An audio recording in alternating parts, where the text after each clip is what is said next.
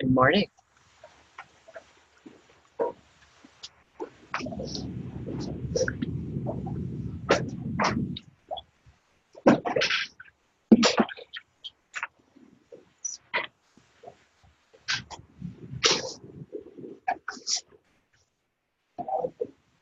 Good. Yeah.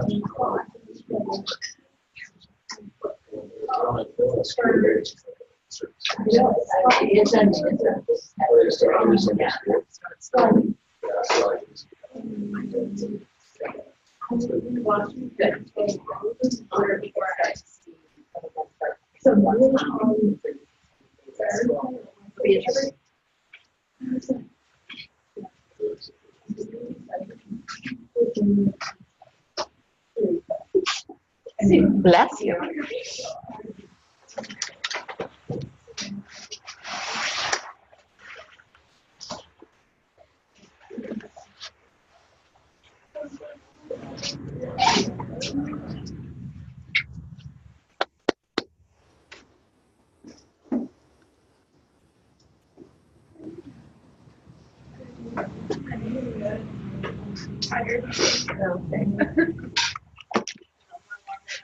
You had all we got. How can you be tired? It works that way though. It does.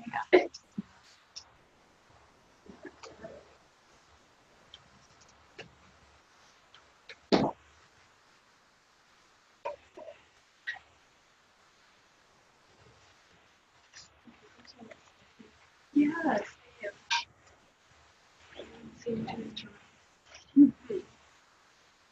Yeah, it was fun. I could do it today.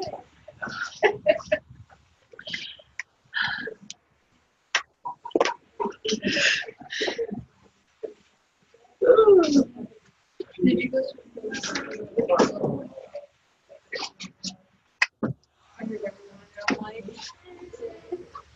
I should probably sleep. Right. Class tomorrow. I took all the classes today, so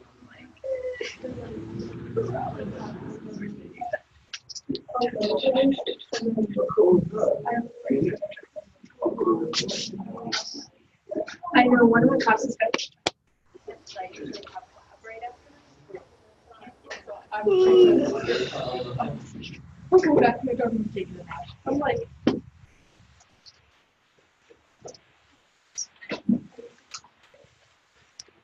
That's funny. Your sweatshirt. I like that. oh, okay. Yeah, we got it at like a cute little shop on the beach. So, yeah. I've never had those words come out of my mouth. Cute little shop on the beach. I've never been to the beach. Wow, these are River Beach. Oh, Never Ocean Beach. I know. I don't know. Until we moved to North Carolina, I went to the beach. I'll get there one day. Maybe. Yeah, that's where I actually came from. To here, yeah. Good morning. Yeah. Yeah, then we used to live in Watertown, so a while ago. And then moved to Minnesota. And then back. So, great place. Good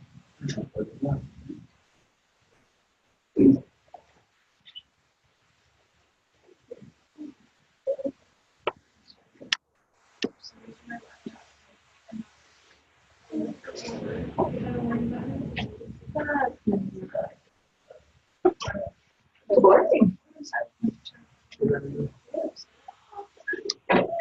Did you get a virus or is it just something hardware related? I don't know. I'm hoping it just didn't charge or something. But fingers crossed. Because I don't want to deal with that. Yeah. I forget one time I went to class and I like opened my laptop and it just let me have. Like I knew it was charged. Like I checked that morning, like before I went to class, it worked. Went to class, opened it up. Nothing.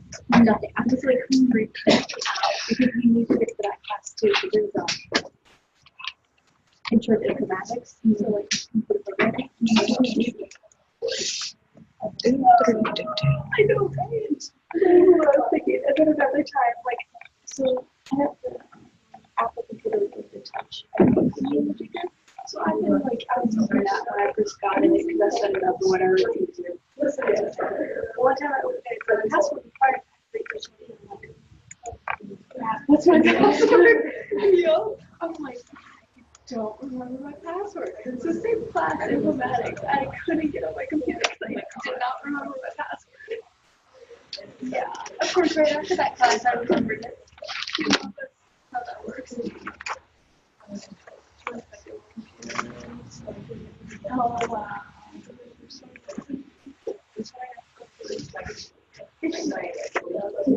Oh, my God.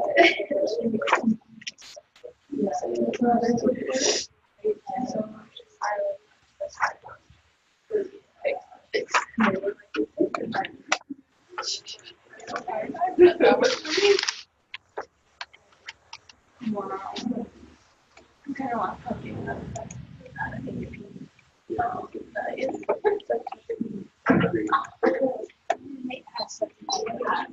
Those are cool. Like, occasionally I'll like, for some reason, think my touch screen, I'll try and I'm like, it's not a touch screen, Rachel. That's not how that works. Yeah. Those ones are really fun.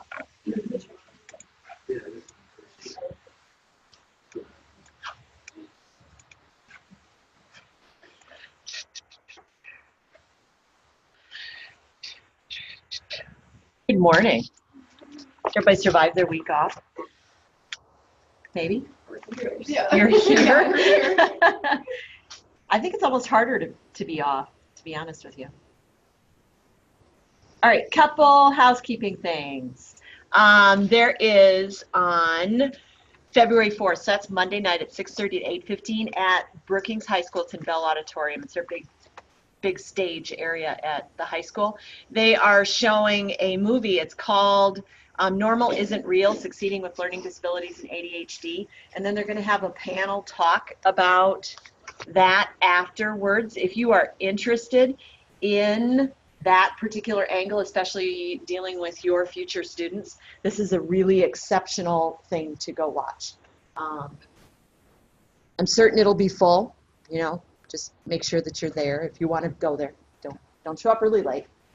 You have a panel of special education teachers and other people in the area who deal specifically with students with learning disabilities. Now, here's the kicker to this. We do as much as we can with learning disabled students, especially in the ed program here at South Dakota State, but you're limited. When you go out into the field, the FERPA laws exist. Some of our teachers really don't want to share that information. They don't want to say the student can't do this because those IEPs are kind of locked down a lot. So the more information you can train yourself with, even outside what we give you here at South Dakota State, is a really good thing. I'll be there. Should be interesting. I've seen it before. It is interesting. And then February 12th, and this one, it's not showing up on my D2L anymore. They are showing Paper Tigers in Rotunda A at 7 o'clock p.m., and I'll put that in our D2L shell too this afternoon. Paper Tigers is a movie that deals with trauma and students. And so many of our students anymore go through trauma-based events, and it's kind of amazing on the backside of that to see how that affects them. And that could be anything from a parent dying to some sort of abuse that they have to go through, or could be an event that happens in their community. It really, truly affects the entire educational community. Paper Tigers, you can't Netflix it. You can't just go watch it on your own.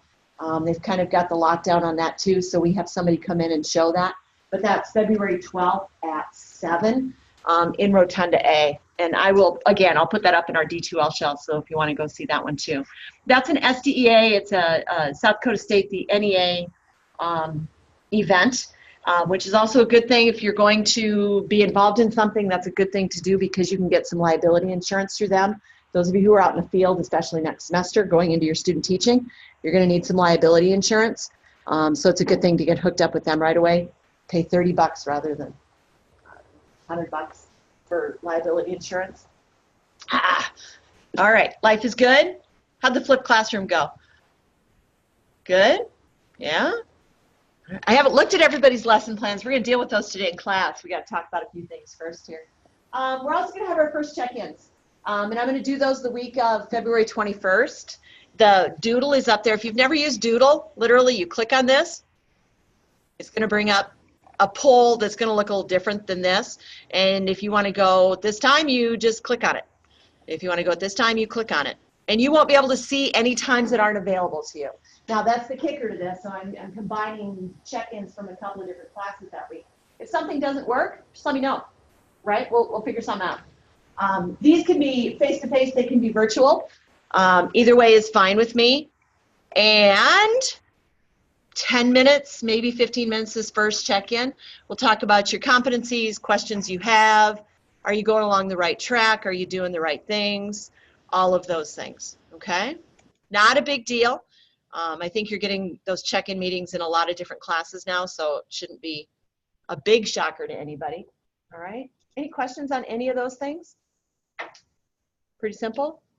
Yeah, competencies looked good. If you didn't hear from me, you're good to go. If you heard from me, life is what it is, right? And most of the time it was just a deadline thing. Somebody forgot to put a deadline down or something like that. So if you didn't hear from me, hop to it, all right? Easy enough? Questions? Awesome. All right, and again, we're recording today, so talk nice and loud, clear. And then you can always go back and look at stuff too. All right, so this is really the PowerPoint that I put up that you could have watched already, right? This right here is a really good example of what to do with vocabulary. Vocabulary, you guys are going to find, is the basis, the foundation of everything you do in your classroom. All of your students need to know a common vocabulary. If you walk into a doctor's office, you need to have that same ability.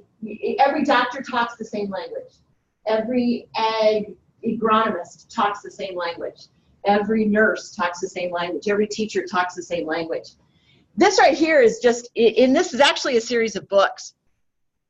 It gives the word, it gives the lexicon value of it, so you scrutinize, you figure out how to say it. It gives some sort of a definition to it. It gives a link, so when you think panache, you think mustache. And then it gives a picture of it so that the students can remember that visual of it.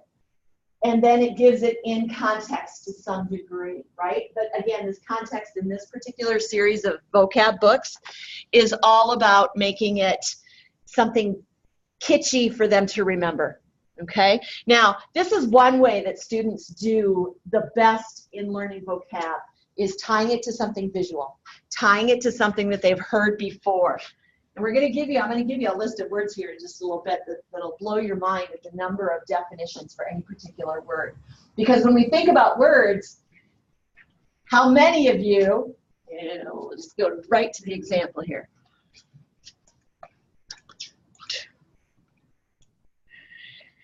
This is pretty typical of what you might get in a high school classroom.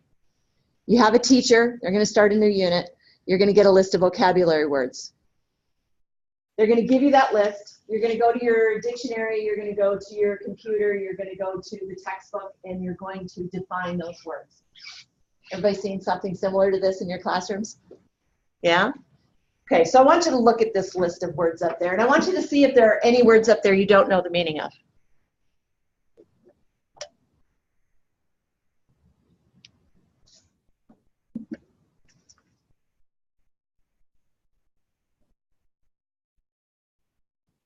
All pretty simple words. Some of them might have multiple meanings, right? But they're all fairly simple words to understand.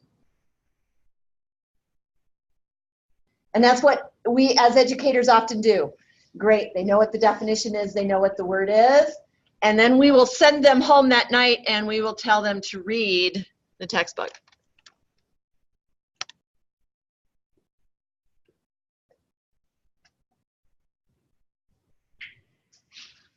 You're going to find those words in there. But how many of you now could understand what that word means in the context itself? Yeah, It's almost impossible to some degree. Now I want you to think about the text that's up there. Do you all know what some of those words up there mean? You know what sites mean? Effect, tissues.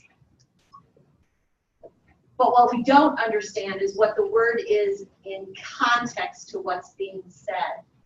And that's part of the problem with teaching vocabulary words. How many of you would spend more time dissecting that text than understanding the text?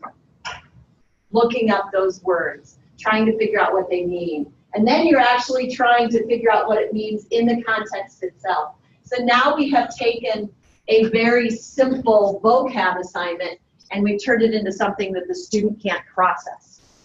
And that's where we are typically in vocabulary.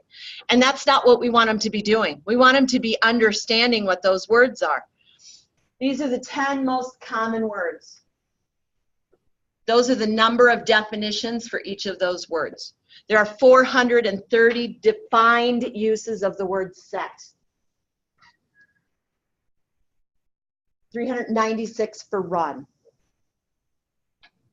So when you think about kids not understanding what a word is, I want you to think about those students and their prior knowledge. I want you to think about those students and their background.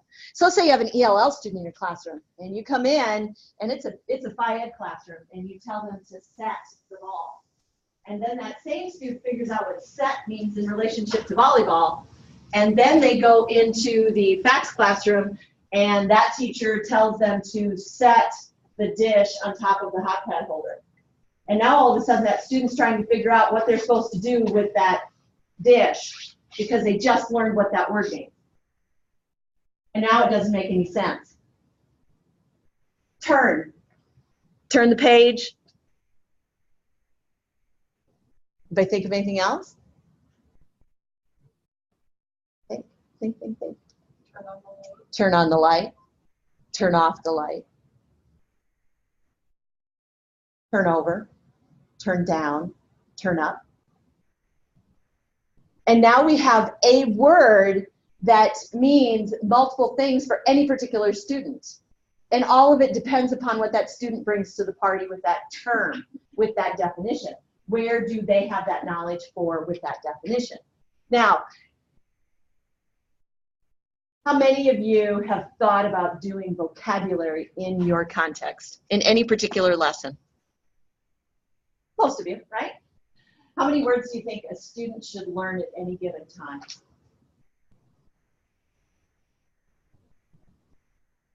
There's 173 days in most school districts.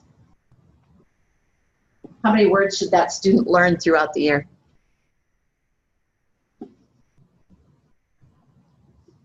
Not 173. So I want you to think this, keep this in mind. And we're going to go back to that number, right? So if a student has to learn or see a word between 25 and 45 times in order to be an independent recognizer of that word, and you are giving that student 20 words every 2 weeks to learn, are they going to learn those words? No. Not even a chance. This one right here, poor readers, which is what most of your students are going to be. It's an unfortunate statistic at this day and age. 76 times they need to see, hear, use that word over and over and over again. We're going to get here real quick. I want to show you this. Or it's not here. Shoot. All right. So any particular student, and I'll put this slide up in this later today. Any particular student should be learning about 60 new words a year. Now that's not 60 new words in your content. That's 60 total. And that's new words. Now you have a freshman, right? I want you to think about that. Freshmen already have pretty good vocabulary. They know most of the words that they know in conversation. And now you have a science teacher adding 60 words a year. You have an English teacher adding 60 words a year. You have a social studies teacher adding 60 words a year. They learn 60 new ones in Phi Ed and Facts and Ag. They're not going to learn all those words. 60 total a year, and that's new words. Now, keep in mind, and that's why this document right here becomes so important. This one right here really knocks it back to where you need to go in your classroom. Tier 1 words are those words that we really just need to learn. Those are those instructionally focused words, the words that you know every single day. Get out your textbook. You don't have to define what a textbook is. The student knows what a textbook is. Those tier 1 words are oftentimes what our textbooks give you as their vocabulary list. So now our students are at this base level right here, and our textbooks are giving them more tier 1 words to know. Chances are they already know them. Those tier 2 words are the ones that are really, really important to understanding some of that content that is in your area. They are going to be the ones that are used over and over again. World War I. That's going to be a tier 2 word at this point in time. Comrade, probably a tier 2 word. This is where we should be spending a good portion of our time, but not the entirety of our time. The third tier is where we need to really focus our students to get to the understanding of our content area. This is going to be those words that you know absolutely they don't know. These are going to be the words that they need to spend the most time on. These are not going to be the words that you're going to have them sit down and define. We don't want our students defining words. We want our students using words. I want you all to go back to your Bio 101 if you had to take one when you walked into college. Did your Bio 101 instructor stand in front of you and redneck down all the terminology? No, they just kept talking. And you wrote all these words down and you were like, I have no clue what I'm writing down. I don't know what's going on here. And then you figured out what that word meant. And did he stop using it? No, he just kept using it. I want you to think about any time you've seen a teacher not use the terminology of the content area that they're in. And then all of a sudden they turn around and they give you the word that is in reality what they should be using, the real content area word. And now you have to go from knowing, okay, this is stand, but we don't want them to know stand. We want them to know erect, standing erect. But we're going to say stand because you guys can understand that. And then on the test, we're going to have you define standing erect. And now that student has to go from making just this connection to making this new connection because we're not using the words that we have in the content area. When you are teaching vocab to your students,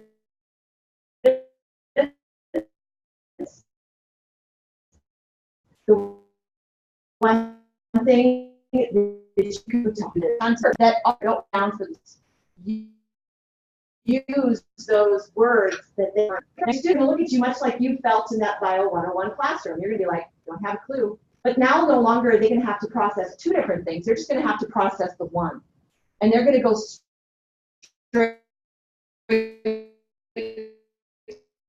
to that understanding much. That's hard as teachers. It's even harder as students because now your students have to do a couple more things. You have to gain the trust of your students so that they can say, dude, I have no idea what you're talking about. And now you have that opportunity to teach them about that word. You don't send them to the dictionary and say, go look it up. How many of you have ever heard that in your lifetime? If you look the word up, you're going to remember what it is. You really don't. You don't. If you use it, you do.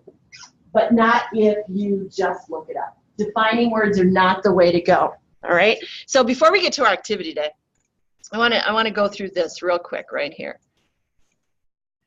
This right here is the only things that you can do that you shouldn't be. Don't have them look the words up. That doesn't mean that they shouldn't look the words up, but this is not the base foundation of using any vocabulary at all. Having them get a list and define the word itself.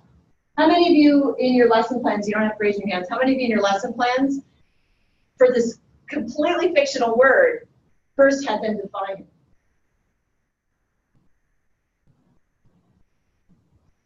Dictionary definitions oftentimes are written at a level that's higher than the students are able to read at. So now again, we're adding that processing to them that they just don't know. Should they look the word up? Absolutely. But they should look the word up in a manner that makes sense to them. What do most of our students today do when they go to look a word up? Does anybody know? I'm going to show you. Give me a word. Give me a good word.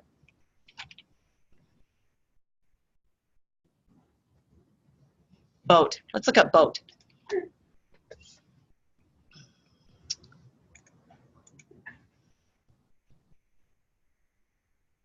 And they go right to the images. Why? Like visuals. Yeah, they do like visuals. I want you to think about this. So, it's a good one. Cellular jail. That's even a better one. This right here gives them visuals as opposed to something that they now have to read. I can click on this and I can start making sense visually of what's going on there.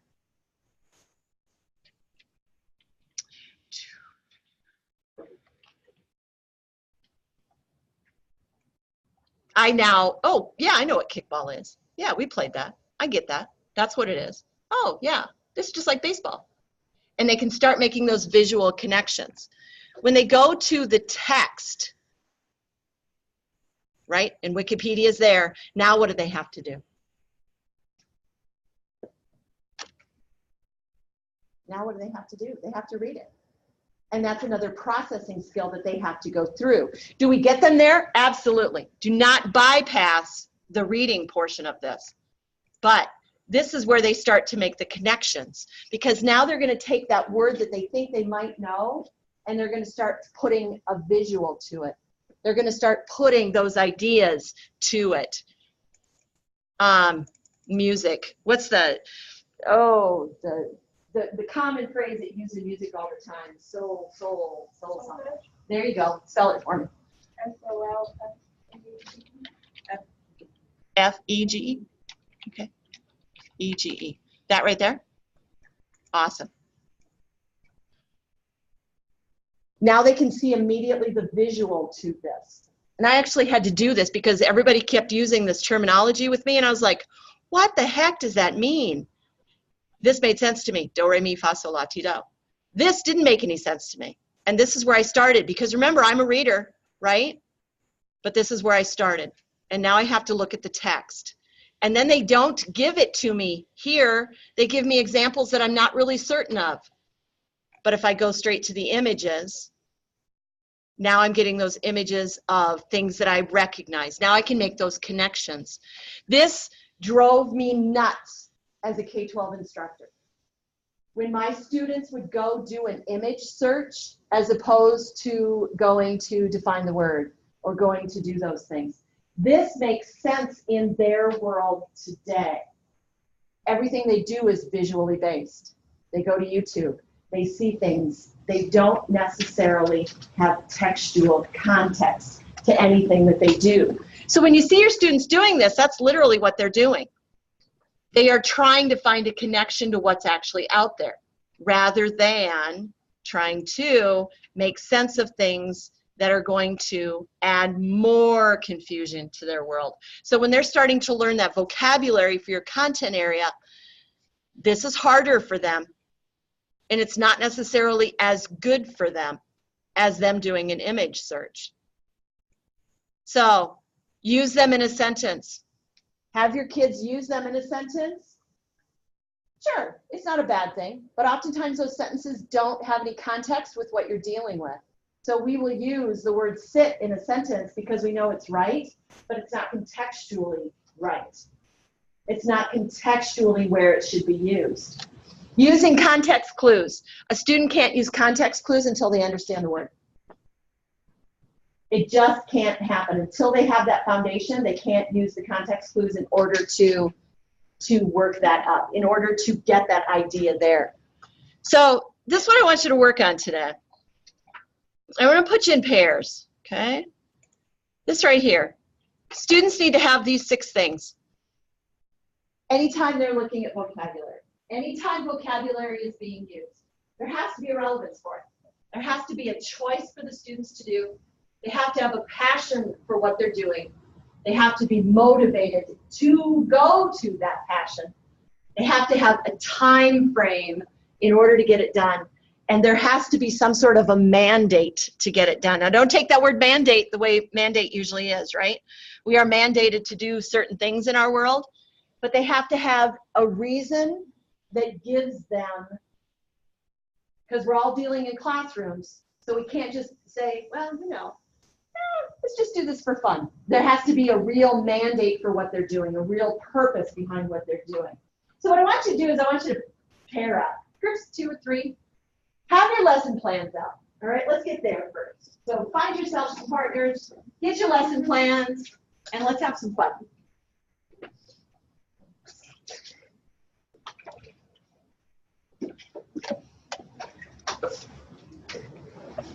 I don't care if you're same content, multiple contents, doesn't matter to me. All of your contents are fabulous, except physics. Physics has math. What's it good with the math?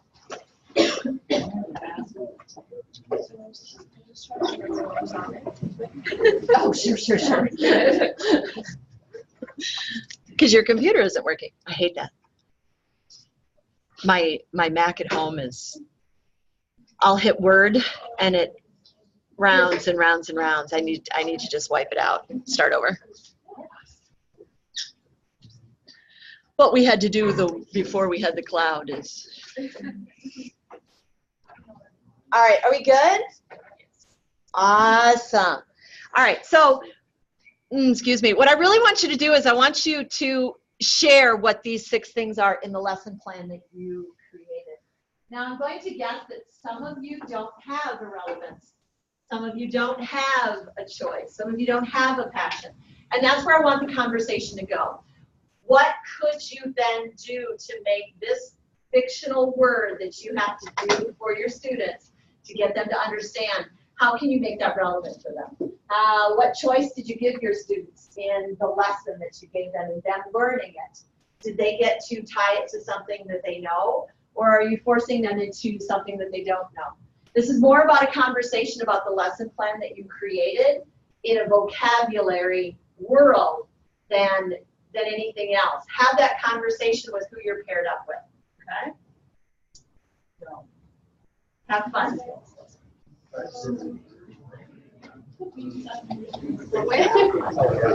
I guess my role kind of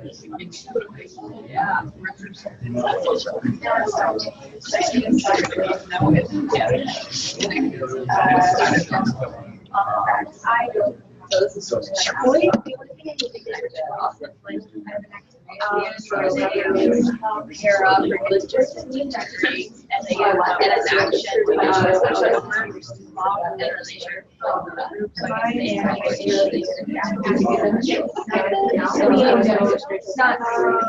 and then the trigger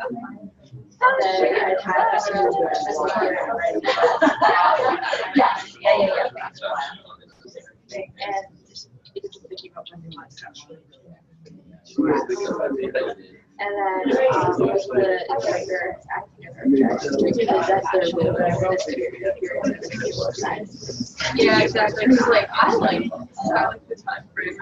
Like, yeah, this is relevant.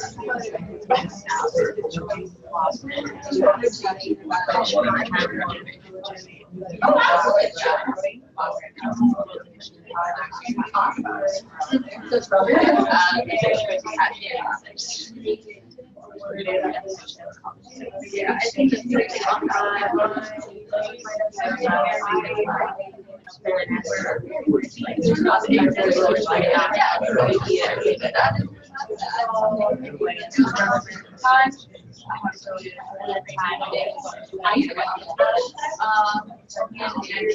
I love that. Because in reality, and then I think oh, no, yeah. Yeah. was thinking like, yeah, it'd be great. Like, let's do like 5 minutes.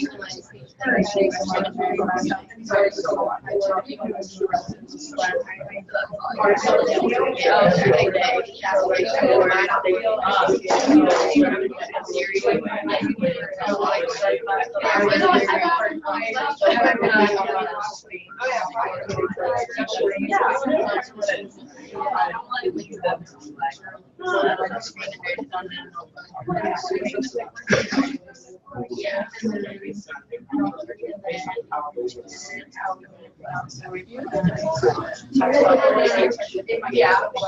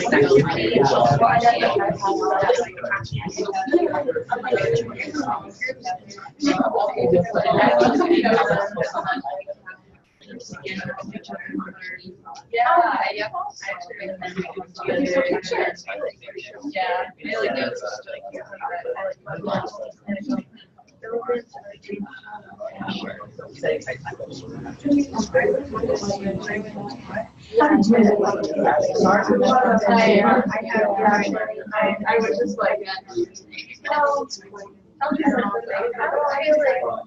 sometimes I share information.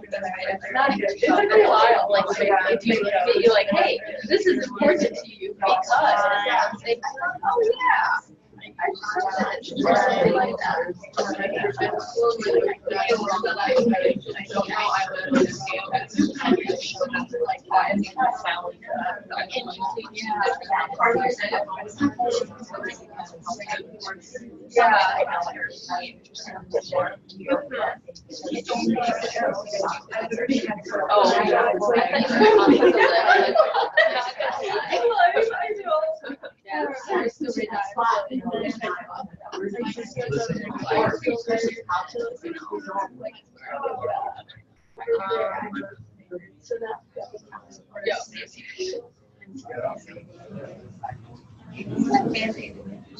Mandate is giving them the purpose for the classroom.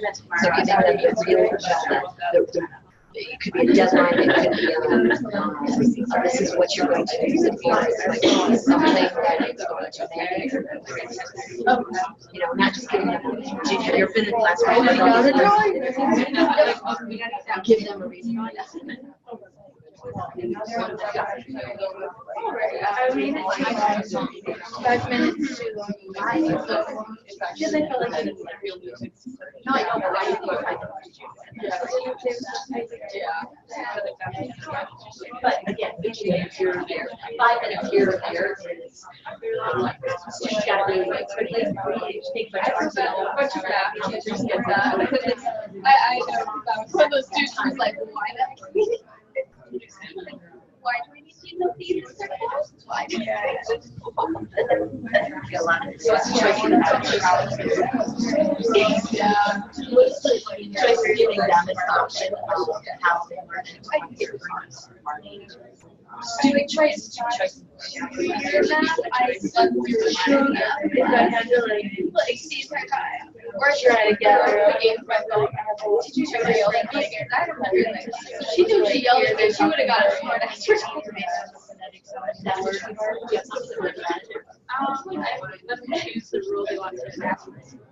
was good at it, but I don't like it. I don't like it. I don't find everything that much. Yeah. What they are like, no, I did. I'm like, okay, now. You're gonna come like my engineer math. I don't care what math you have. Exactly. Like all the other, like, especially the one I have to take with calculus.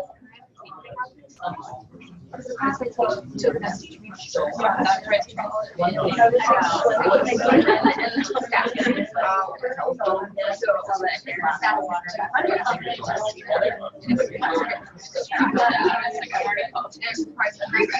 right, got another 30 seconds.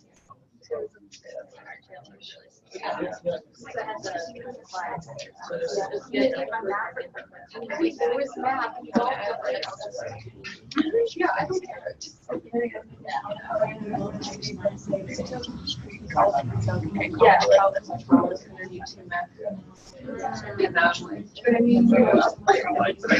You're not doing this now. No.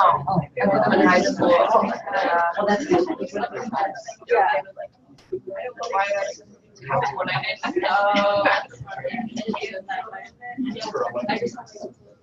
All right, so the biggest thing here, choice becomes really important in teaching vocabulary to your students so that they do use it. If you don't give them choices in how they're going to use it, they won't use it. If you're going to mandate only that way of usage, then they just won't use it. They won't expand on that in their own world itself. The other one is the mandate itself. They have to have a purpose. You have to give them a reason. You have to give them something that it's going to be used for. If you give them words that they have to know, that you spend time with, that you really want them to be the building blocks of your content, and then nobody ever uses those words, then what was the purpose of the entire exercise itself, right? So what I'd like you to do now is find your content area people and get together. Do you all know who you are? History, raise your hand. There you go, history, meet each other. Math? No math? Facts, we have some facts. All right, meet each other. There you go. Phi Ed? Awesome, just 2 of you today. What else are we missing here? Ag? Awesome. Music? Awesome. Missing. Art? Join. Take care. I want you to join one of the content areas you choose. So whether it be history, is there English? English? So whether it be history or math. Yeah, join history. There'll be a reason for that. So join history. All right, did I miss anybody else? Bio. Bio, so your science. Science. Science join history too. We'll put the concepts together. All right. We have a big room here. Yeah. Are you the only egg? We're the off trackers. You're the off trackers? The quickest drop in my college history right there. You're supposed to be dropped. Yeah.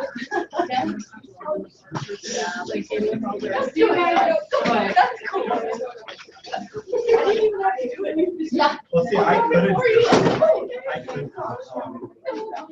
someone All right. So this is what I want you to do. And again, this is more of a discussion. We talked a little bit tier 1, tier 2, and tier 3 words. I want you to come up with 3 words that your students absolutely need to know day 1 of your classroom. Absolutely need to know. Now, tier 1 words are not what we're looking for here. We're looking for tier 2 or tier 3 words. Those words that they absolutely will need to know in order to exist in your content area. Now, you have to go to that content major that you're all working on. I want you to think about those things, those words, that terminology that they have to know in order to exist in your content world. All right, 3 words.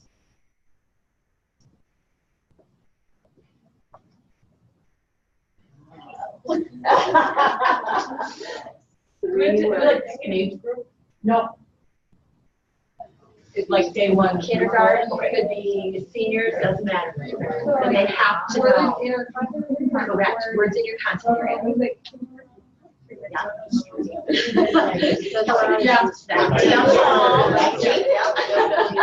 Just in your content area.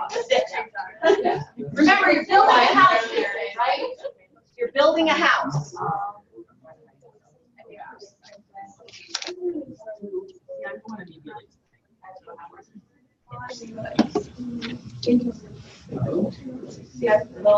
don't think you really talked about it. Have to know. I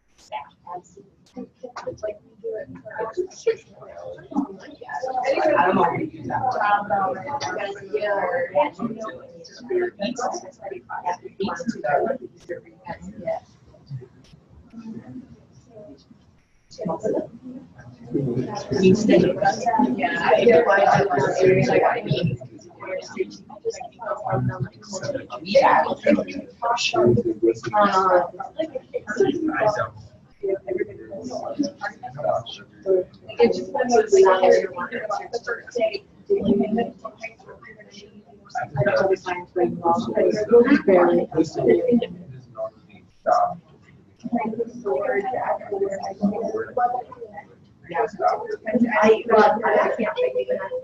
done first. You're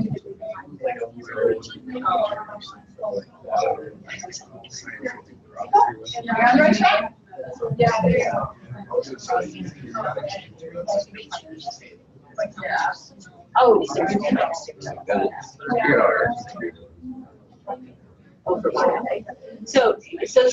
you guys are really his learners at this point.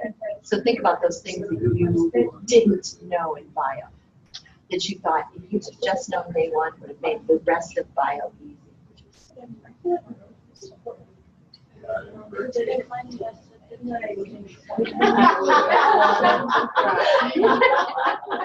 They give you the answers up there, right? No. No.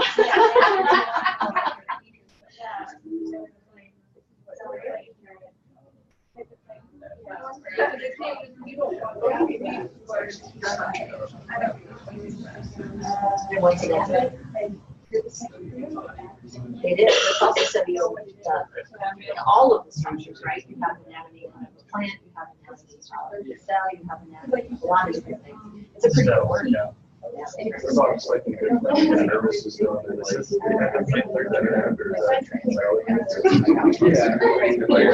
Circulatory system. Yeah, I think it's what I meant. They don't see no patients. They labor, you know. We also saw it.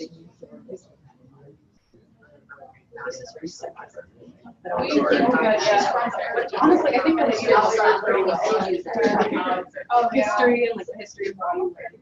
Like, because they're doing it and you're wanting to fix it, Perspective drawing. but we never use that perspective, but But what how you you see the picture. So honestly, that works really well. And so people just keep.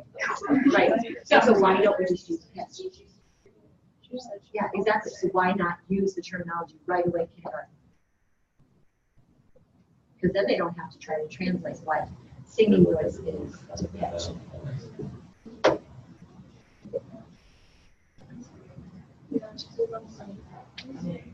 We also talk about regret.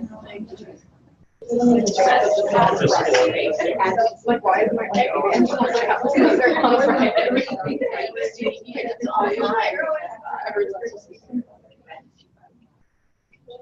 I really can't think Yeah. How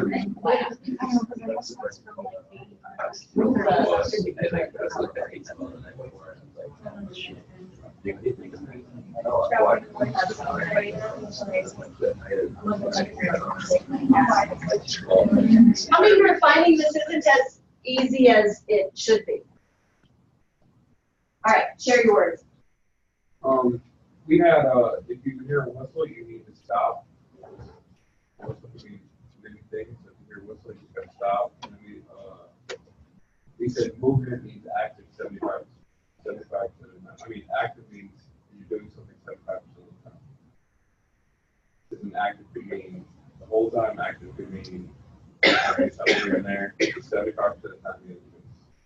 Good. Facts. We did specifically for like a foods or culinary class. So we did sauteing, dicing, and Fabulous. I like those. We have a lot of content areas here. Who wants to go first? For history, we did history, culture, civilization. Good. 3 good words. I did history and culture, and then perspective was my other one. Good. And bio. We did like bio, like what it actually is the study of, and then like systems and experiment. Good. Music. We just got really self-conscious that music isn't one of our words. We're still talking, we got 4 right now. Beat, pitch, note, and rest. And we were talking over there with, and maybe you heard it, like the fact that we don't use the word pitch with kindergarten kids because we will redneck it back to something that they can understand. But what happens to those students if we start using the terminology as soon as it's there? Pitch isn't that tough of a word for them to understand, right? And that's something that we need to change in our vocab and what's going on there. So you started to freak out when you didn't hear your own content being defined, right? Is there something to defining your own content? Do we need to define what physical education is for our students? Do we need to define what biology is for our students? Do we need to define what agriculture is for our students? Absolutely. Is it one of those things that they need to know right away from the beginning? Probably. You know, is it one of your top 3 words? Maybe not, right? Yeah, we had advocacy, agriculture, CDE, FFA, and SAE for our words. Awesome. All right, so what I want you to do between now and next class period is I want you to think about your content areas. You're all in content classes. And I want you to think about those words that you are hearing over and over and over again. Now, I'm not advocating that we teach our kindergarten kids college level words, right? But I want you to figure out those words that you're hearing over and over and over and over and over again in your content area that aren't the college level words, that are those words that we can teach to our youngins when they're young, that they can then just expand even deeper on. I want you to think about that. That's a thinking exercise. You'll have your Flipgrid. There's some readings and stuff to do. Next Friday, we're going to do some learning strategies towards that vocabulary base. What can we do physically in the classroom to get them to learn that vocabulary for your content area? Some simple things that we could do. Awesome. Enjoy your weekend. What